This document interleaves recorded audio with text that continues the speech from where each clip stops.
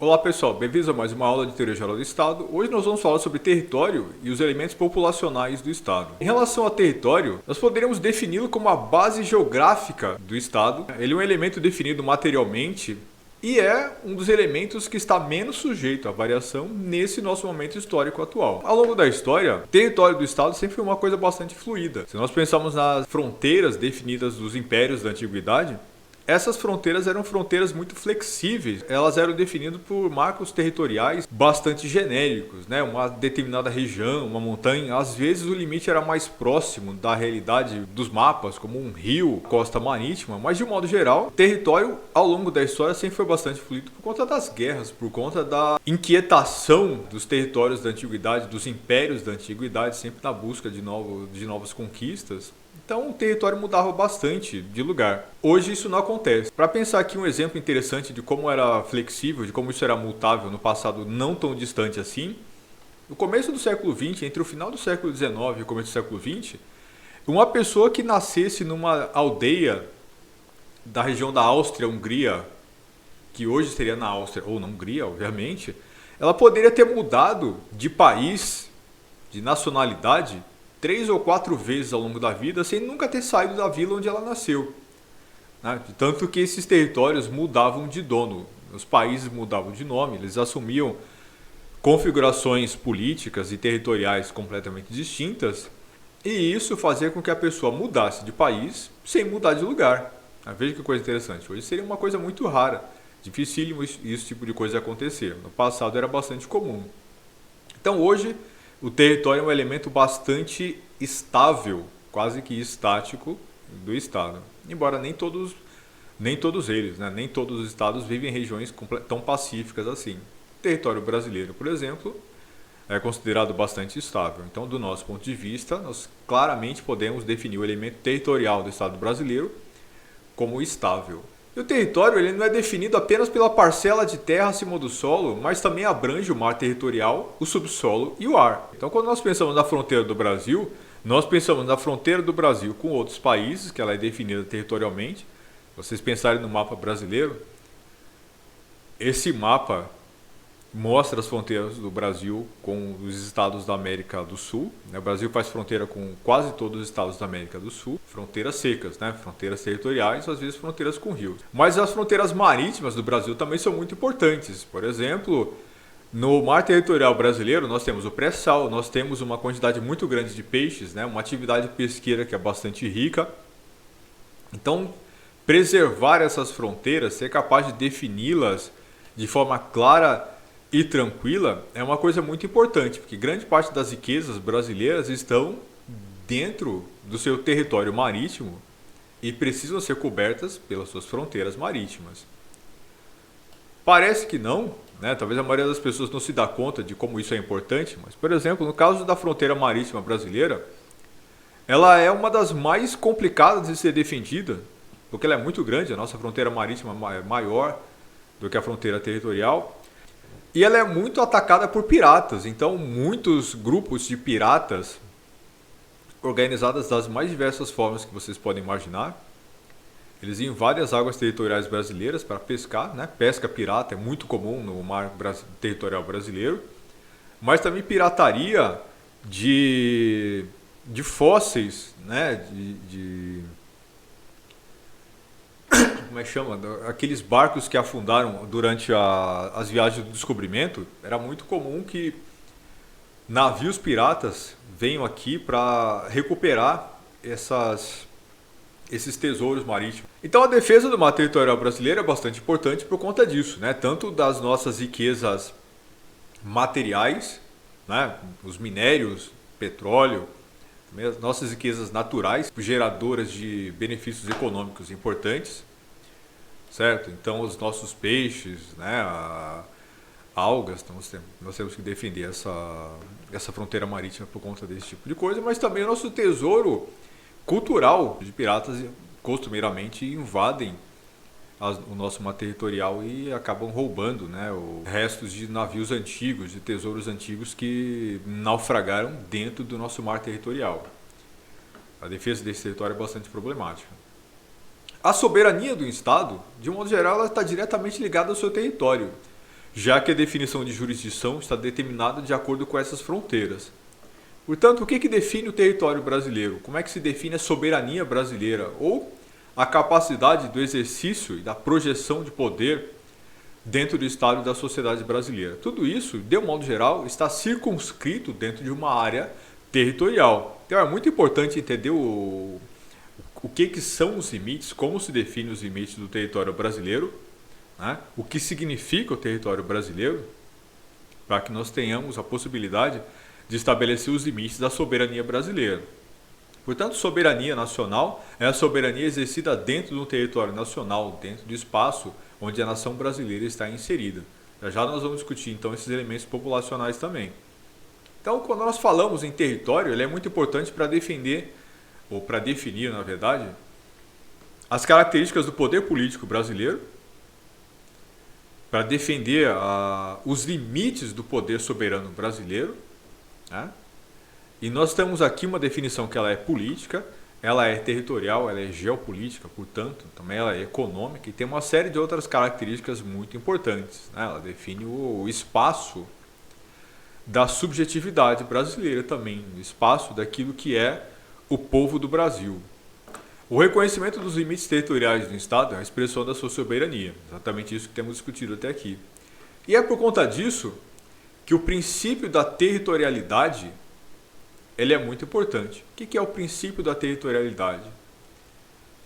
É a lógica definida pelo exercício do poder soberano e jurídico de um determinado país, circunscrito às suas fronteiras. Okay? Então, o princípio da territorialidade define que dentro do território brasileiro valem as leis do Brasil. As pessoas que vivem ou estão em determinado momento em certo território submetem-se a seu ordenamento jurídico. Portanto, elas estão submetidas ao princípio da territorialidade que se aplica àquela região específica, com algumas exceções importantes, como embaixadas, representações diplomáticas, navios de guerra, né?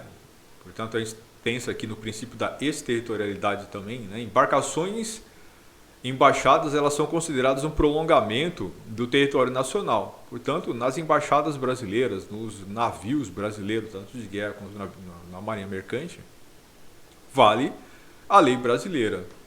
Okay? Então, o princípio jurídico que determina as regras às quais aquelas pessoas são submetidas é o princípio do ordenamento jurídico brasileiro. Só deixa eu voltar aqui ainda nessa parte anterior. Quando nós falamos em território, certo? Território nacional, qual é a primeira coisa que vem à mente de vocês? Né? Essa é uma pergunta interessante. O que é território? Geralmente, quando a gente fala em território, as pessoas pensam lá no mapa. Né? Quando nós falamos em território, as pessoas pensam no chão em que a gente pisa. Mas território é isso? O que vocês acham? Território é isso? Território é o chão que a gente pisa?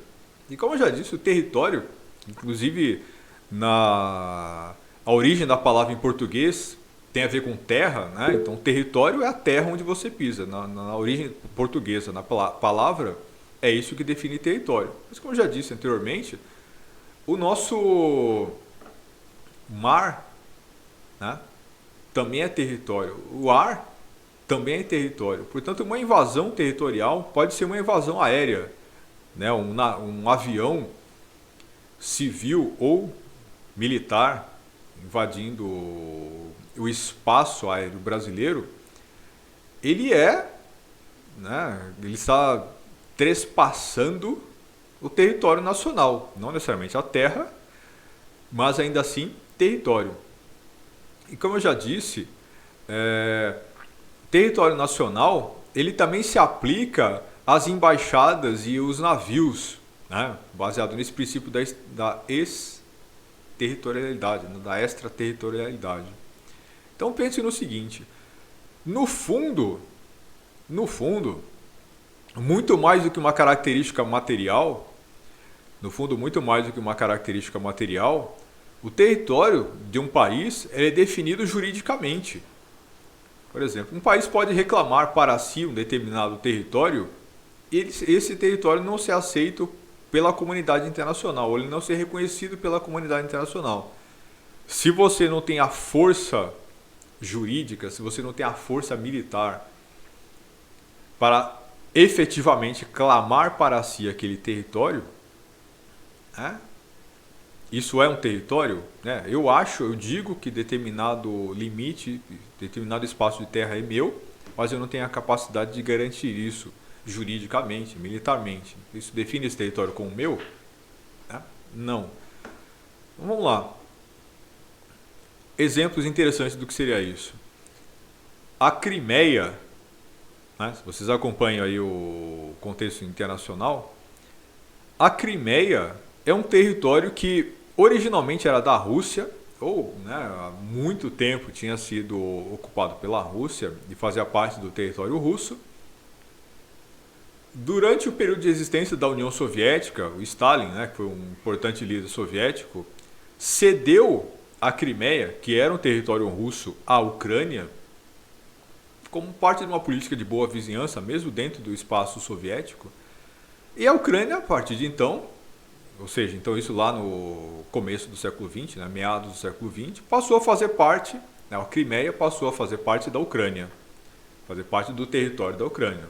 Foi cedido pela Rússia à Ucrânia e passou a fazer parte do território ucraniano, embora ela tivesse população majoritariamente russa, mesmo hoje. Quase toda a população da Crimeia ela é russa, e a população da parte oriental da Ucrânia também é russa. Recentemente, por conta de uma série de problemas geopolíticos que não vou entrar aqui nos detalhes, a Rússia supostamente invadiu o território ucraniano.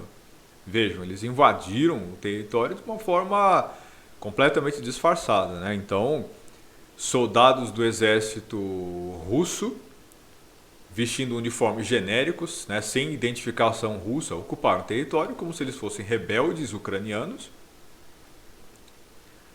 ou rebeldes da Crimeia, que é bastante problemático, porque a região inteira é russa. Então, os soldados russos ocuparam uma região que é povoada por uma população russa e tomaram aquele território. Pouco tempo depois, eles fizeram um plebiscito, a região declarou independência, fez um plebiscito e decidiu se unir à Rússia. E hoje, a Rússia reclama aquele território como seu. A Crimeia, portanto, do ponto de vista prático, do ponto de vista do poder que é exercido ali de fato, é parte do território russo. Se vocês entrarem na Wikipédia, entrarem lá no Google Maps e colocarem o idioma russo, ou entrarem com o VPN, com a geolocalização baseada na Rússia, vocês vão ver o mapa da Crimeia definido como parte do território russo. Se vocês entrarem no Google Maps com um VPN localizado na Ucrânia, vocês vão ver o mapa da Crimeia como parte do território ucraniano. Se vocês entrarem aqui no mapa genérico, vocês vão ver lá uma divisãozinha bem mequetrefe, mostrando que não há uma definição clara. Então o Google e os mapas modernos têm dificuldade para definir então de quem é aquele território e como é que se define isso. Do ponto de vista prático, hoje é um território ocupado pela Rússia.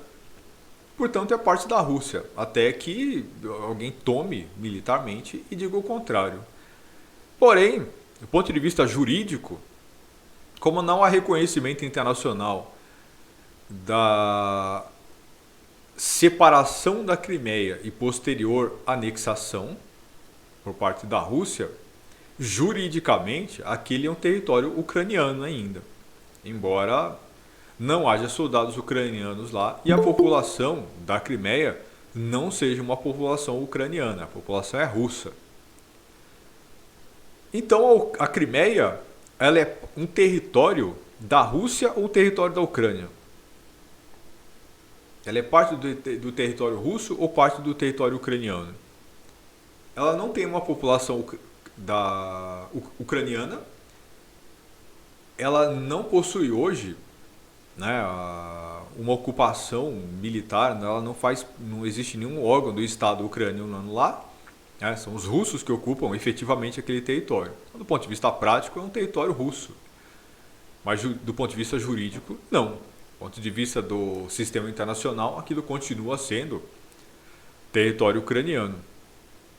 Então vejam, a definição de território é bem mais problemática do que parece, né? Visto que hoje a Crimeia é juridicamente um território ucraniano, mas do ponto de vista prático um território russo. Então o que define um território? O fato de que ele efetivamente faz parte de um país, o fato de que ali um país exerce poder, ou essa questão jurídica? Né, o reconhecimento jurídico por parte de outras nações. Outra questão importante nós falamos aqui em princípio da territorialidade. Né? Então, dentro de um determinado território, dentro de um determinado país, ou dentro do território de um país, deve valer o seu ordenamento jurídico, valem as leis daquele país. Então, como é que se define o território do país? O território de um país são todos aqueles locais onde ali imperam a lei daquele determinado estado. Então, o território brasileiro, ele é o chão que nós pisamos, o nosso espaço aéreo, é o nosso mar territorial, mas também as embaixadas brasileiras e também os navios brasileiros. Por quê? Porque dentro desses espaços geográficos, ali impera a lei brasileira. Porém, no caso ucraniano, embora a ocupação russa atual não tem um reconhecimento internacional, dentro daquele espaço vale a lei russa, já que do ponto de vista prático a ocupação continua em andamento. Portanto, qual é a lei, qual é o código penal que se aplica, qual é o código eleitoral que se aplica àquela região, qual é o passaporte atribuído às pessoas que moram naquela região? É o passaporte russo. Então, do ponto de vista do princípio da territorialidade, se o território de um país é todo o espaço onde impera a sua lei, a Crimeia é claramente um território russo, não apenas porque ali há uma ocupação em andamento, ali vale o poder do Estado russo, mas também vale o poder do direito russo. Então a definição ela é bastante problemática porque ela não se aplica a todos os casos. Se nós definimos o território como espaço onde imperam as leis de um determinado país, o espaço geográfico onde imperam as leis de um determinado país, essa seria uma definição formal de território. Isso não se aplica em todas as situações. É mais complexo do que isso. Então, a definição ela vale como uma ideia genérica para que nós tenhamos uma ideia de como se define o território de um Estado. Mas a realidade se impõe às definições. A realidade se impõe aos conceitos jurídicos. Então, o que vale é a realidade, não valem os conceitos jurídicos. Ok? Então, nós temos sempre que ter essa preocupação quando nós olhamos para a realidade e quando nós olhamos para essas definições do que seria o Estado, do que seria povo, do que seriam fronteiras nacionais. Na primeira discussão que nós fizemos sobre Estados, nós conversamos sobre isso, né, longamente. Um Estado pode ou não ter um território, aliás, o Estado pode não ter um território. A autoridade palestina não tem um Estado. Taiwan é um Estado.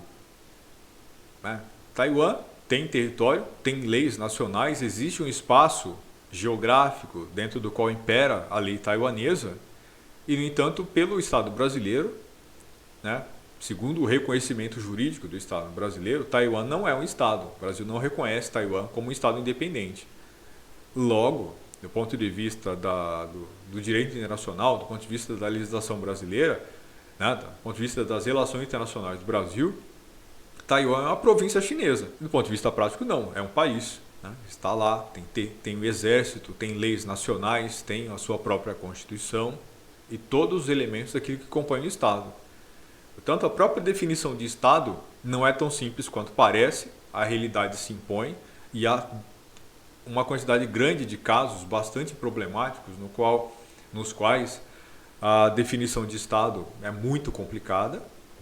E mesmo nos elementos menores que compõem o Estado, na definição dos parâmetros desses elementos, como território, como povo e tudo mais, A questão também é profundamente problemática. Nós temos uma infinidade de questões menores aqui que a gente precisa resolver. Na verdade, nós não precisamos resolver, nós precisamos entender a sua complexidade. Nós não temos como resolver essa questão, né? Como é que se resolve hoje a questão da posse real da Crimeia, da definição dos próprios mapas da região? Não existe nenhuma definição fácil, não existe nenhuma solução pronta e acabada. A solução é complexa, deve ser negociada e, no fundo, ao longo do tempo, prevalece a realidade, certo? A realidade se impõe. E hoje a realidade é que a Crimeia é território russo, né? Vamos ver o que o futuro nos reserva. Então, pense que essas definições jurídicas elas são importantes, mas elas não se aplicam a todos os casos, elas não nos ajudam a entender completamente a realidade. Elas servem como um parâmetro. O princípio da territorialidade é muito importante. Essa ideia de que dentro de um território impera uma única ordem jurídica, mas isso não elimina completamente ou não define completamente todos os estados que existem. Ainda dentro dessa questão da definição da territorialidade, é preciso entender de onde vem isso, né? Por que dentro de um estado moderno impera uma única ordem jurídica? Dentro do Brasil, valem as leis do Brasil. É isso que significa o princípio da territorialidade. Mas por que poderia, eventualmente, dentro de uma parte do território brasileiro, valer a lei de outro país? Qual que seria o sentido disso? Será que seria impossível a existência de uma situação como essa? Parece bastante, não é? Deixa eu mostrar um mapa para vocês aqui bem interessante. Esse é o mapa da Europa da década de 1640, né? Esse é um mapa de 1648. O que estava acontecendo nesse momento histórico, né? Estava sendo encerrada aqui a Guerra dos 30 Anos. Então, após a Reforma Protestante, lá no século XVI, nós temos um cataclisma político e social dentro da Europa, né? Principalmente aí na região da Alemanha. Vocês veem aqui no centro do mapa, né? Isso não era a Alemanha ainda, nós estamos falando aqui do Sacro Império Romano-Germânico. Era um império que ele tinha uma característica religiosa e ele era muito fragmentado, né? As fronteiras desse império incluíam povos completamente diferentes, diversos idiomas diferentes, muitas organizações políticas diferentes dentro do seu território.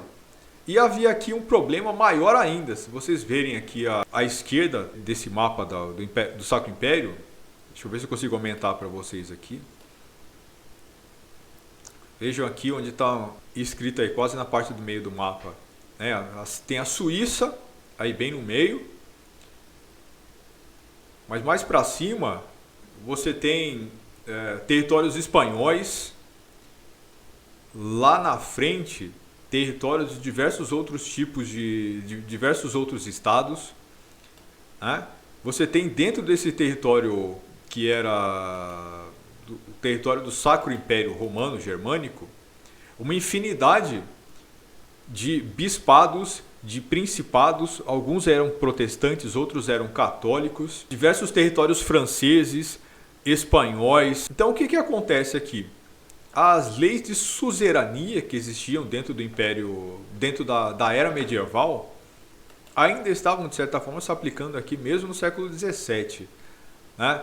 Condados, ducados, principados, bispados existindo dentro desse Sacro Império Romano-Germânico, dentro de uma lógica que era medieval ainda, e eles estavam ligados aos seus países de origem, né? As suas relações de vassalagem de origem.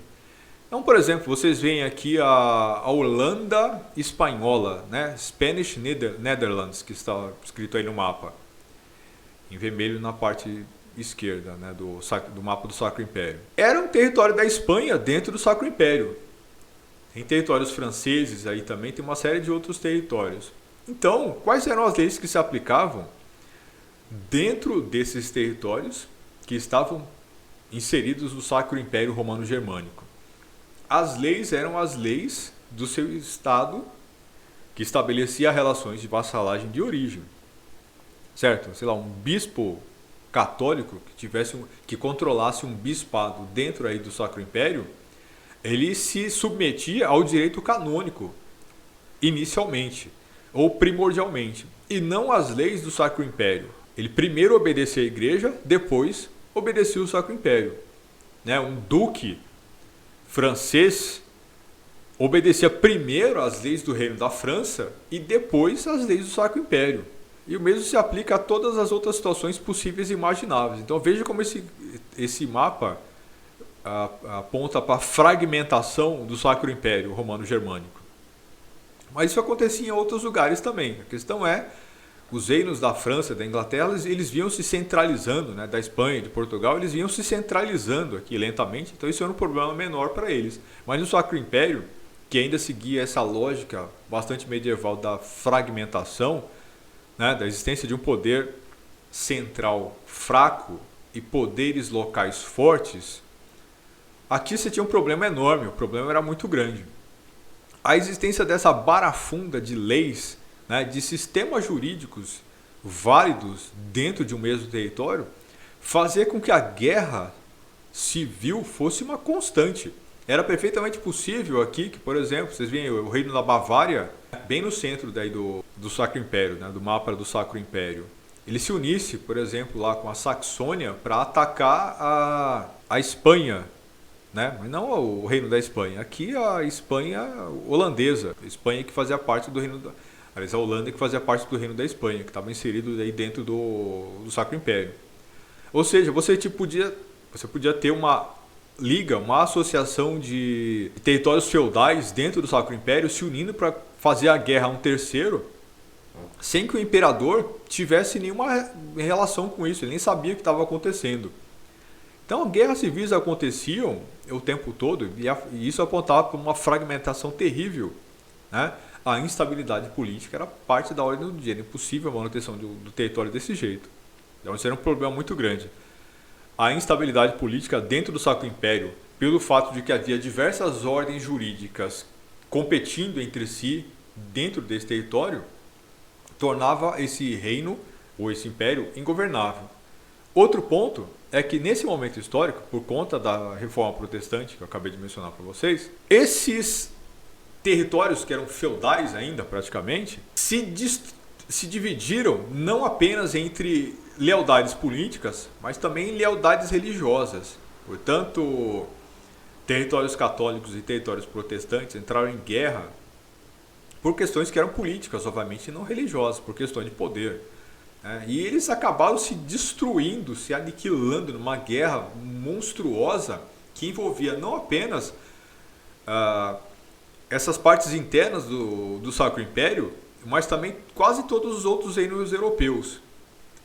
Essas guerras esse período de guerras ficou conhecido como a Guerra dos 30 Anos ou as Guerras de Religião. Elas foram as guerras mais devastadoras que já haviam acontecido dentro do território europeu, né? Ou pelo menos dentro desse período recente. Foram as guerras mais violentas e mais destrutivas, por uma razão muito simples. As guerras napoleônicas que viriam a acontecer no futuro, elas não matavam tanta gente, porque elas eram guerras não de ódio, elas não guerras que visavam a destruição do outro, né? Invadir territórios, queimar as terras, matar os homens, estuprar as mulheres. As guerras napoleônicas não fizeram isso no futuro. E as guerras comuns que existiam nesse momento histórico, de modo geral, também não faziam esse tipo de coisa. Vocês se lembrarem da discussão que nós fizemos em relação ao príncipe do Nicolau Maquiavel, Maquiavel mostra um momento histórico, mais ou menos 60 anos antes disso aqui, em que as guerras que existiam dentro da Itália e que ele descreve, a forma como a guerra acontecia, ela era quase uma guerra ritual, ela era uma guerra profissional, em que mercenários eram contratados, morria pouquíssima gente. Essas guerras eram guerras que eram travadas fora das fronteiras da cidade. Então, elas eram movidas exclusivamente por desejo de poder e por ambição, não eram por ódio. O objetivo da guerra não era destruir a cidade, era simplesmente tomar conta da cidade dos tesouros dela. Mas as guerras de religião, assim como eram as cruzadas e todas as guerras de religião que aconteceram no futuro, elas são guerras motivadas pelo ódio, né? Pela intolerância de parte a parte. Então, não importa se ela é movida por católicos, por protestantes, né? Por árabes, por qualquer outro tipo de religião, são guerras que tendem à aniquilação, né? À violência e à destruição. Portanto, durante esse período, que se encerra aqui em 1648, né, os 30 anos anteriores são períodos de devastação nesse miolo da Europa. Né?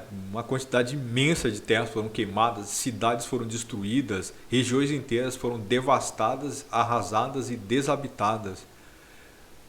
O choque causado pelo nível de violência que aconteceu aqui foi bastante grande.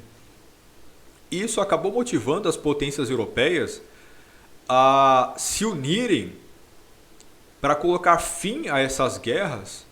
E a maneira como eles encontraram para fazer isso, para colocar fim às guerras de religião, também conhecidas como Guerra dos 30 Anos, foi o Tratado de Westfália. Então eles se reuniram e decidiram firmar um tratado conhecido como a Paz de Westfália, ou o Tratado de Westfália, assinado em 1648, e que põe fim a essas guerras de religião, a Guerra dos 30 Anos. E por que eu estou mencionando esse tratado? Porque ele é muito importante para definir aquilo que viria a ser soberania nacional no futuro e o princípio da territorialidade. Até esse momento histórico, até 1648, não existia essa ideia de que dentro de um Estado vale um único princípio jurídico. Dentro de um Estado valem exclusivamente as leis desse Estado.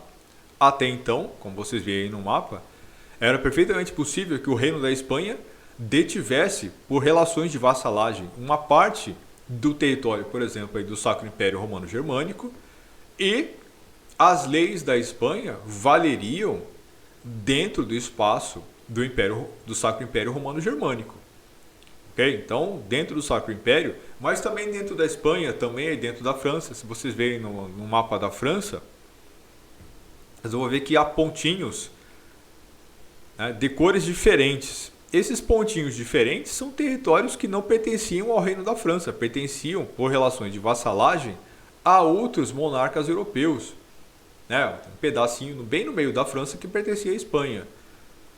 Né? Então, dentro daquele espaço específico, valiam as leis da Espanha.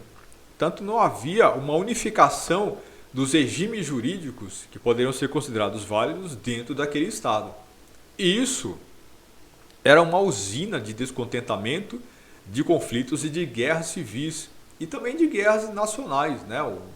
Os reinos da França, da Espanha, da Inglaterra, o Sacro Império, o reino da Dinamarca, da Suécia, eles viviam se destruindo, se aniquilando por razões que eram muitas vezes originadas por essas questões mínimas e pontuais, né? Por conta de problemas criados por essas relações de vassalagem. O Tratado de Westfália, ou a Paz de Westfália, estabeleceu o seguinte, né, ao colocar o fim a essas guerras de religião. Ele estabeleceu que a partir de então, dentro de cada Estado, vale o princípio jurídico ordenado pela capital. Portanto, é aqui que foi criado essa tese ou essa ideia de que dentro de um Estado deve valer uma única lei. Ele não acabou completamente com essas relações de vassalagem. Então, o mapa da Europa continua sendo um mapa fragmentado ainda. Né? O Sacro Império continua possuindo territórios, né? Uma parte do seu território, parte do território do Sacro Império continua sendo possuída por monarcas de outros estados por relações de vassalagem. Né? Então, continua havendo esse entrelaçamento. Mas estabeleceu-se que a partir daqui, ainda que uma determinada parte do território de um estado pertencesse a outro monarca ou a monarca de outro país por relações de vassalagem, dentro daquele território valeriam as leis do país onde o território estava inserido. Por exemplo, dentro da França, se houvesse um bispado, um ducado que pertencesse ao rei da Inglaterra ou a um vassalo do rei da Inglaterra, esse território que está dentro do espaço territorial francês poderia continuar permanecendo a esse monarca estrangeiro ou ao seu vassalo, mas dentro do seu território valeriam as leis da França. Ok? Então, digamos que houvesse um ducado inglês dentro do território da França, ele poderia continuar sendo ducado daquele vassalo, mas valeria dentro do seu espaço as leis da França. Com isso, né? O espaço para guerras por conta desse tipo de questão começou a diminuir. Aí o território europeu, que ainda seria destruído, devastado pela guerra inúmeras vezes ao longo do tempo, mas começou a pender cada vez mais em direção à estabilidade. Ainda levou bastante tempo, só depois da Segunda Guerra Mundial ele alcança algum nível de estabilidade, mas essa estabilidade começa a se formar, a se conformar a partir aqui desse século XVII, após a assinatura do Tratado de Westfália. Portanto, a partir da assinatura desse tratado, que define o princípio da territorialidade, a partir de então se estabelece como o espaço da soberania nacional o território nacional. Estado soberano é aquele dentro do qual vale exclusivamente a lei nacional. O princípio da territorialidade se define como a existência de uma única lei ou de um único princípio jurídico dentro do espaço territorial nacional. Ok? Obviamente com a exceção de embaixadas diplomáticas, navios e por aí vai. Okay? Então, por exemplo, dentro do Brasil, lá em Brasília, vocês vão ver diversas embaixadas que pertencem a estados estrangeiros e dentro do espaço daquela embaixada valem as leis daqueles países. E assim como todos os países do mundo aceitam que dentro do espaço das embaixadas brasileiras deve valer exclusivamente a lei brasileira. Certo? Uma coisa interessante, então vejam como essa relação entre o direito e o território, elas estão entrelaçadas. Uma embaixada brasileira é definida como parte do território nacional, certo? Então, porque a embaixada é um território, é um espaço geográfico no qual vale a lei do Brasil. Mas imagine uma situação em que a embaixada do Brasil fica no 5º andar de um prédio com 16 andares. Se uma embaixada brasileira funciona num apartamento dentro de um prédio, esse apartamento é território brasileiro? E o território que fica embaixo, o apartamento de baixo e o apartamento de cima, eles também são parte do território brasileiro? Que vejam, o espaço aéreo brasileiro, em tese, ele é definido como todo o espaço que existe acima do território nacional. Né? Não tem um limite estabelecido. Né? A partir de determinada altura não é mais território brasileiro. Em tese, até depois da próxima galáxia, continua sendo território brasileiro.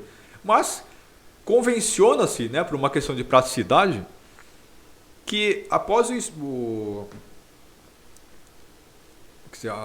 início do espaço, né, sem que a região onde você pode lançar satélites, o Estado não exerce mais ali soberania. Porque, por exemplo, os satélites de qualquer país do mundo podem passar em cima do território brasileiro sem que o Estado brasileiro diga nada. Assim como qualquer satélite brasileiro pode passar em cima de qualquer território aéreo, né, de qualquer país, sem que o Estado brasileiro precise pedir autorização para isso. Mas se um avião de qualquer país do mundo, vindo de qualquer país do mundo, entrar no espaço aéreo brasileiro, né, via pelo ar, ele precisa de autorização para entrar nesse espaço aéreo brasileiro, assim como qualquer navio estrangeiro precisa de autorização para entrar no território brasileiro. Esse espaço aéreo brasileiro também é definido como parte do território nacional, né? Portanto, nós temos um território físico, que é o chão que nós pisamos, e o espaço aéreo todo acima dele também é parte do território nacional. Mas e no caso de uma embaixada? O espaço acima da embaixada também é parte do território nacional? E no caso de uma embaixada que funciona num apartamento? Os apartamentos de baixo e de cima também são parte do território nacional brasileiro? Não, eles não são. Né? A embaixada se define exclusivamente como aquele espaço jurídico onde se define a soberania nacional. Então, a embaixada ela é definida como parte do território nacional por uma questão que é jurídica. Ela pode mudar de endereço e a mudança do endereço carrega a soberania nacional, carrega a definição da territorialidade por uma questão que é jurídica e vale dentro exclusivamente daquele espaço a lei brasileira. Né? O apartamento de baixo e o apartamento de cima não são considerados, obviamente, aqui território nacional. Então vejam, novamente, o reforço, né, da importância do direito na definição do território. Fundamentalmente, muito mais do que uma questão geográfica, são as questões jurídicas que definem o que é um território. Certo? A questão territorial, do ponto de vista geopolítico, ela é bastante problemática, né? É muito difícil você pensar uma definição completamente estável desses territórios. Então, o maior problema, fora da situação de conflitos por fronteiras, para a definição daquilo que é um território nacional, está na demarcação do mar territorial e no uso do espaço aéreo, por questões que eu acabei de apontar para vocês, né? Porque não há um limite claramente definido para a definição de espaço aéreo. Qual é o limite, até onde alcança o nosso espaço aéreo? Não há um limite claramente estabelecido para isso. Mas também do ponto de vista do mar territorial, da definição dos limites do mar territorial, também a legislação internacional é bastante, não confusa, mas eu diria que talvez omissa, né? Até porque não há um consenso absoluto sobre como se define os limites do mar territorial. Em tese, a ONU recomenda 12 milhas marítimas como sendo a definição ideal do espaço do mar territorial de cada país. E, por convenção, em geral, os países aceitam que o máximo seriam 200 milhas marítimas. Então, cada país escolhe, dentro desses limites, qual seria o mínimo aceitável para definir o seu próprio território, né? E a imposição desses limites é feita por negociação política e pela geopolítica. No fundo, vale a lei do quem pode mais chora menos. Aí, estados mais poderosos têm a capacidade de impor os limites que eles quiserem, estados menos poderosos acabam sendo obrigados a se conformar com um espaço territorial menor, caso eles existam dentro de uma região onde essa definição é problemática, né? Caso eles façam fronteiras com uma série de outros países, isso abre espaço para muita negociação política. Uma região especialmente problemática nos dias de hoje é o Mar do Sul da China. Na verdade não é chamado de Mar do Sul da China, mas de China ali não tem nada, né? Muito longe, um espaço quase do tamanho do Mar Mediterrâneo, e que a China hoje vem clamando como seu, né? Como parte do seu território marítimo, muito além das 200 milhas náuticas, mas como eles têm um poder militar bastante grande, eles acabam impondo isso de forma agressiva do ponto de vista militar, né? A aceitação por parte desse território em relação a outros países. Por exemplo, eles vêm pescando, vêm colocando navios de guerra bem próximo à fronteira de outros países para forçar a aceitação dos limites que eles querem, que vai muito para além daquilo que são as recomendações da comunidade internacional. Por outro lado, muito recentemente, nós vimos aí a questão de algumas semanas, uma força-tarefa formada por porta-aviões norte-americanos, né, ingleses, destroyers de vários países do mundo, da Holanda, da Alemanha, da Inglaterra, enfim, uma força-tarefa bastante grande, composta por vários países, né, por marinhas de vários países, rumando naquela direção, passando assintosamente por dentro daquele território que a China diz que é dela, para, de forma assertiva, né, mostrar que eles não aceitam a reclamação chinesa de que aquilo é parte do território nacional chinês marítimo, e para forçar o direito de livre navegação baseado na legislação internacional. Então nós temos ali uma situação que está sendo pouco acompanhada pela imprensa nacional, mas que é provavelmente a região mais problemática e mais perigosa do mundo hoje, muito mais do que aquilo que está acontecendo no Afeganistão, né? Então hoje, por conta dessa definição territorial, que é o tema da nossa aula de hoje, dessa nossa primeira parte, nós temos aqui a situação mais quente de conflito no mundo, muito mais do que a região do Afeganistão. A nossa imprensa vem acompanhando aí a saída norte-americana do Afeganistão, a ocupação do território afegão pelo Talibã e tudo mais, como se isso fosse o grande problema do mundo hoje. E não é. O grande problema do mundo hoje, a região mais perigosa, onde pode acabar acontecendo a guerra mais problemática e a mais devastadora de todas, é justamente hoje ali no Mar do Sul da China. Nós temos aí territórios, a promessa chinesa de invadir o território de Taiwan, as Filipinas, o Vietnã, tem diversos outros estados ali do Sudeste Asiático que estão sendo invadidos, né, no seu mar territorial por parte da China, e isso tem se provado aí um desafio muito grande do ponto de vista geopolítico. Hoje, naquela região, nós temos ali uma quantidade enorme de material bélico sendo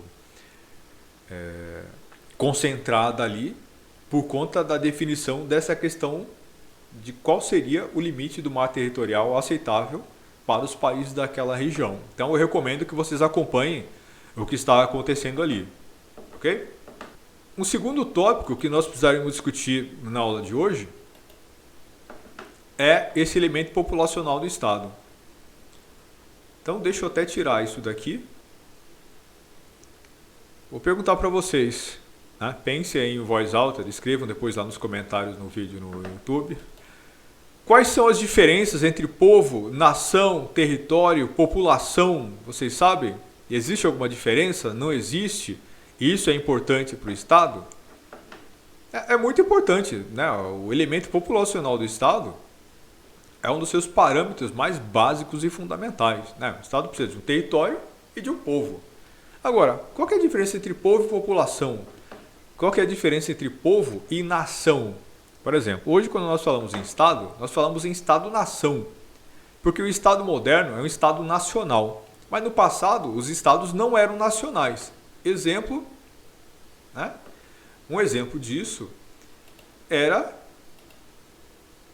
esses estados que vocês veem aqui, nesse mapa da Europa de 1648. Nenhum desses estados eram estados nacionais. Não havia uma nação, né, romano-germânica. Não havia aqui ainda uma nação francesa. Havia um estado francês, um território francês, mas não um estado nacional francês ou germânico, por exemplo, né? Então, o porquê disso, o porquê desse estado que havia nesse momento histórico não era um estado nacional, é algo que nós vamos começar a discutir aqui agora. Então vejam, antes de começar por nação, que estava no começo, vamos começar lá por baixo. Povo. Antes ainda de povo, vamos falar em população. O que é a população de um determinado estado? Nem está escrito aí, mas vamos fazer essa discussão. Qual que é a população de um estado? O que separa população de povo e de nação? Então, população é algo definido do ponto de vista numérico, certo? Então, qual é o número de pessoas que vivem dentro de um estado num determinado momento, dentro do território de um estado, num determinado momento. Exemplo, qual que é a população do Brasil? Vocês vão ver lá no IBGE. É feito um censo e todas as pessoas que são contadas pelo IBGE fazem parte da população brasileira. Agora, e se eu tiver um estrangeiro fazendo intercâmbio aqui no Brasil? Digamos que haja um aluno sueco fazendo um intercâmbio aqui numa universidade, na Universidade de São Paulo, e está fazendo lá um curso de antropologia. Né? Ele está morando aqui no Brasil por 1, 2 anos. Ele vai ser contado no censo? Sim, né? Ele vai ser contado no censo. Portanto, ele vai fazer parte da população brasileira. O pesquisador vai bater lá na porta da casa em que ele mora, na República, ou apertar a campainha e vai perguntar quantas pessoas moram aí. Eles vão dizer quantas pessoas moram, né? E vai fazer lá uma série de outras perguntas. E essa pessoa, que não é cidadão brasileiro, que não tem a nacionalidade brasileira, que não tem um passaporte válido, que o defina como cidadão nacional brasileiro, vai ser contado como parte da população. Ok? Então ele é parte da população brasileira? Sim. Né? E quem é parte do povo brasileiro? Então, o que é a população? São todas as pessoas que residem dentro do território brasileiro, ou que estão aqui dentro do território brasileiro, né? Vivendo aí no médio e longo prazo. Né? Um turista que esteja de passagem, né? Morando no hotel, ele é parte da população brasileira? Não. Né? Um turista que esteja no hotel viajando aqui por uns 15 dias, obviamente não vai ser contado como parte da população brasileira. Não se pergunta nos hotéis quantas pessoas estão lá para definir a população nacional. Mas e se ele estiver viajando e ficando não na casa, não no hotel, mas na casa de alguém, na casa de um conhecido? Provavelmente quando o pesquisador do IBGE perguntar quantas pessoas moram aqui, a pessoa que está respondendo a pergunta não vai contar o visitante. A pessoa que está de visita não mora aqui, certo? Então, um turista acidental não faz parte da população brasileira. Um estudante de intercâmbio faz, embora ele não tenha nenhum documento nacional. E povo? Quem faz parte do povo brasileiro? Quem faz parte do povo brasileiro são todas aquelas pessoas que têm algum nível de vinculação jurídica com o Estado brasileiro. Portanto, todas as pessoas que nascem no Brasil e que têm algum tipo de documento de identificação nacional brasileira. Então, esse estudante de intercâmbio faz parte do povo brasileiro? Não. Né? Ele não tem um documento nacional brasileiro, ele tem um documento estrangeiro que é válido dentro do Brasil, que é aceito, né, para que ele possa fazer a sua matrícula, mas ele não tem um documento nacional brasileiro. Então, quem é parte do povo brasileiro? Quem tem um RG, né? Quem tem algum nível de vinculação jurídica, por exemplo, quem tem a certidão de nascimento aqui no Brasil, depois quem tem um RG, né? Quem tem um CPF brasileiro. Então, as pessoas que têm algum nível de vínculo jurídico com o Brasil são consideradas parte do povo brasileiro. Ok? E quem tem a cidadania brasileira? É quem tem a nacionalidade brasileira. As pessoas que têm a cidadania brasileira são aquelas que possuem nacionalidade brasileira. Né? Então vamos lá. Como é que se define aquilo que é a nacionalidade? Vocês provavelmente viram isso nas suas aulas lá de direito constitucional. Né? A definição de cidadãos nacionais, de binacionais, aqueles que são os estrangeiros, os apátridas. Né? Só muito brevemente retomando aqui para vocês, que vocês já viram isso. Então, no caso brasileiro, nós definimos o critério de nacionalidade com base no jus sanguinis. Aliás, é isso, no jus soli, aliás, em contraposição ao jus sanguinis. O que seria isso? País que define o critério de definição de quem é cidadão nacional com base no jus sanguinis, define aquele que é cidadão nacional com base no critério de consanguinidade. Portanto, qualquer um que seja descendente de um cidadão nacional será considerado cidadão nacional. Embora isso possa se definir mesmo exteriormente em relação ao território nacional. Exemplo, na Alemanha, define-se o critério de nacionalidade com base nesse jus sanguinis. Se você for descendente de cidadãos alemães, você, ainda que tenha nascido no Brasil, 2 gerações, continuará tendo o direito à sua cidadania germânica. Na Itália, a mesma coisa. Né? Se você é descendente de cidadãos italianos, você tem direito à cidadania italiana por conta dessa relação de consanguinidade. Mas se você se muda para a Itália ou para a Alemanha e tem um filho na Alemanha, esse seu filho, embora tenha nascido em território alemão, não será considerado um cidadão alemão. Certo? Porque eles não entendem que se você que se mudou para lá e mora lá, mas não tem a cidadania alemã, né? Caso tenha um filho dentro do território alemão, ele continua não sendo alemão, porque a definição do critério de nacionalidade não é base no nascimento no solo, não é feito com base no nascimento em solo alemão, e sim com base no critério de consanguinidade. No caso brasileiro, nós definimos o nosso direito com base no jus soli. Então, qualquer um que nasça dentro do Brasil tem direito à nacionalidade brasileira, ponto. Embora o nosso critério seja um pouco misto também. Por exemplo, se você é um cidadão nacional brasileiro, está viajando a negócio, a trabalho, né? e está grávida e o seu filho nasce em qualquer outro país, aí fora do Brasil, essa criança que não nasceu em solo brasileiro continua tendo direito à cidadania brasileira. Basta que você a registre, né, numa embaixada brasileira, em qualquer parte do corpo diplomático brasileiro. Ok? Então, fundamentalmente se define o critério de nacionalidade com base no direito de consanguinidade ou nesse direito com base no solo, né? Você nasce dentro do território nacional ou critério de consanguinidade, mas esse critério não é tão estanque assim, porque, por exemplo, como eu já disse para vocês, no caso brasileiro, é um critério, mas na verdade misto.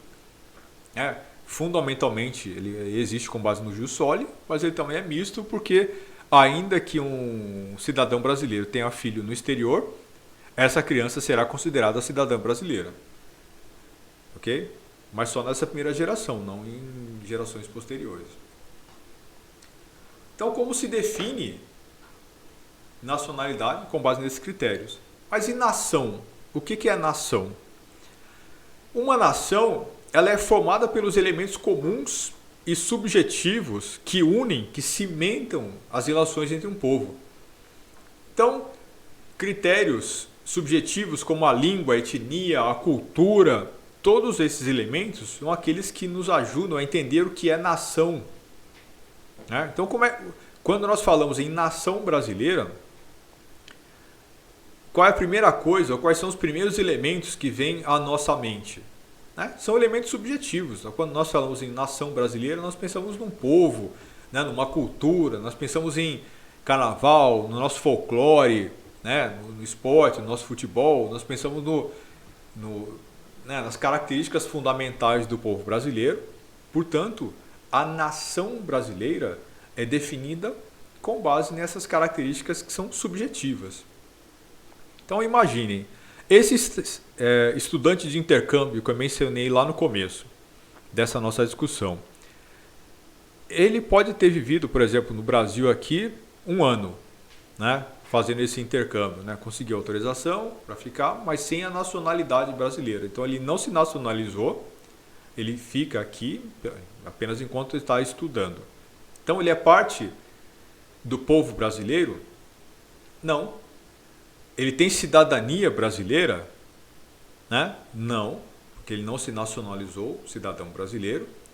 Mas ele pode ser considerado parte da nação brasileira? Vejam, depende. Depende, é possível.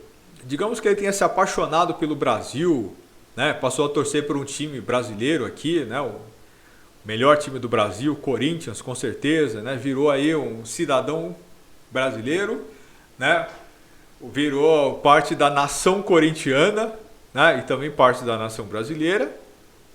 E aí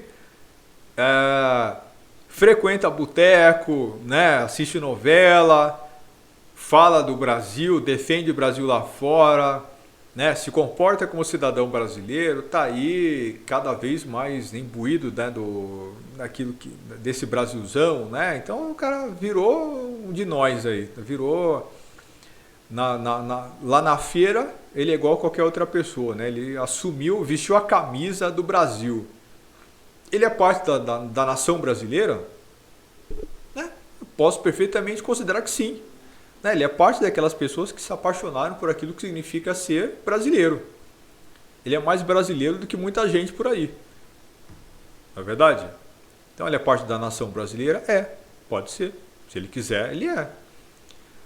Por exemplo, e os revolucionários americanos que lutaram pela independência dos Estados Unidos, lá durante aquele momento da separação entre a Inglaterra e as colônias, aquilo que viria depois se chamar território norte-americano, aquilo que viria depois se chamar Estados Unidos.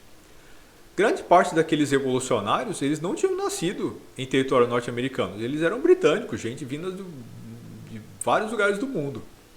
Só que eles assumiram para si aquela cultura, aquela identidade, a identificação com aquele novo território, com os valores daquele novo território. Então eles eram parte da nação americana? Eram, com toda certeza. Então veja, a nação Ela se define como um critério bastante subjetivo. População se define como um critério numérico. Povo se define como um critério jurídico. E nacionalidade também tem elementos jurídicos. Nós temos aqui relações jurídicas com o Estado brasileiro. Se eu faço parte do povo brasileiro por nascimento, eu já nasço, já tenho uma certidão de nascimento aqui, faço parte do povo brasileiro porque tenho uma vinculação jurídica. E também tenho nacionalidade brasileira pelo simples fato de que ao nascer aqui eu automaticamente tenho direito à nacionalidade brasileira, por conta do jus soli. Porém, alguém que tenha nascido fora do Brasil, portanto um cidadão estrangeiro, que mude-se para o Brasil, pode requerer nacionalização, pode requerer a nacionalidade brasileira e a partir de então, se essa nacionalização for aceita, se esse processo de nacionalização for aceito, ele passará, a partir de então, a fazer parte do povo brasileiro e ter direito à cidadania brasileira. Ok? Isso é só uma breve retomada de coisas que vocês, né, já conhecem das suas aulas de direito constitucional, mas é importante retomar isso aqui para vincular esse elemento populacional do Estado com o seu elemento territorial. Ok? Então, era isso que nós tínhamos para hoje. Até a próxima. Um abraço para vocês. Então, pessoal, e dúvidas, questões que vocês queriam colocar? Eu vi que alguns comentários aconteceram aqui, mas eu estava querendo terminar diretamente aquela discussão antes de fazer comentários. Deixa eu só ver aqui. A Marilene, né, mencionou aqui essa questão de invasão, né, do espaço brasileiro. De fato, né, então são questões interessantes isso, né? Então, essa discussão que nós temos feito, nós estamos fazendo aqui, é muito importante para entender isso, né? O que é uma invasão territorial, o que não é, né? Então, tudo isso tem é preciso compreender a discussão do que é o território nacional, para a gente saber por que esse tipo de coisa pode acontecer ou não. Então, veja, um avião de pequeno porte foi abatido, mas isso é uma coisa bastante incomum. Ele foi abatido certamente não porque invadiu o território nacional, não porque invadiu o território aéreo nacional, mas muito provavelmente porque ele foi definido como uma ameaça ou, no caso aqui, como um avião que pertencia ao narcotráfico. Certo? Então, dificilmente um avião estrangeiro que entra no território nacional será abatido simplesmente por conta disso. Ele vai ser abatido porque ele é considerado um risco ou uma ameaça. Muito provavelmente ele foi abatido se é um avião de pequeno porte, porque ele foi vinculado com o tráfico de drogas, né? Então, provavelmente a Força Aérea supôs que ele era... Peraí, deixa eu ligar o meu áudio aqui. Pode falar, Marilene. Ele foi abatido justamente por isso que o professor falou. Ele teve todos, a FAB cumpriu todo o protocolo, né? Ele entrou no território sem identificação. Aí, em primeiro lugar, eles tentaram contato. Sim, agora, veja que isso é uma coisa muito interessante. Há uma coisa. Deixa eu só esse comentário. Isso é uma coisa bem interessante. O seguinte. A legislação brasileira que define a possibilidade de fazer esse abate, ela é bastante... Marilene, você tá comentando alguma coisa? Não, só estou ouvindo. Só desliga o áudio aí porque ele tá vazando aqui. Então, a legislação brasileira que regulamenta esse abate de aeronaves invasoras, ela teve que se adequar a uma legislação americana que se impõe em relação a todas as Américas e define que qualquer Estado nacional, né, aqui nas Américas, que abata um avião, né, está em oposição às leis norte-americanas e pode ser punido pelo Estado norte-americano. Então vejam, essa é uma legislação nacional norte-americana que se impõe aos outros estados simplesmente por uma relação de poder. Os norte-americanos podem fazer isso. Eles se auto-atribuem o direito de punir qualquer estado que abata uma aeronave, qualquer força aérea que abata uma aeronave civil, né, com base na legislação norte-americana. E por que isso aconteceu? Porque na década de 70, se eu não me engano, um avião norte-americano foi abatido por engano, eu acho, pela força aérea de um país da América Central. E por conta disso, foi aprovada uma legislação americana propondo a punição a qualquer estado que permita a sua força aérea a abater uma aeronave civil. Então isso claramente é uma contradição com tudo aquilo, com todas as definições que nós discutimos hoje. Né? Como é que uma legislação norte-americana se impõe ao território nacional? Isso é uma violação muito grave do princípio da territorialidade e da soberania nacional. No entanto, ela existe, a legislação está lá. Quando o Brasil aprovou essa legislação, ela primeiro teve que ser negociada, ela é relativamente recente. E ela precisou ser negociada com o Estado norte-americano para evitar punições do governo norte-americano em relação ao Estado brasileiro. Então é um caso bem interessante disso aqui que nós viemos discutindo. Então vejam, essas definições todas elas são importantes, mas a realidade faz aquilo que ela quiser e foge completamente de todas essas definições. O mundo real está dando risada para a definição desse critério de soberania, nacionalidade, território e seja lá o que for. Nós definimos aqui critérios jurídicos, legais, e o mundo faz aquilo que ele quiser. Ok?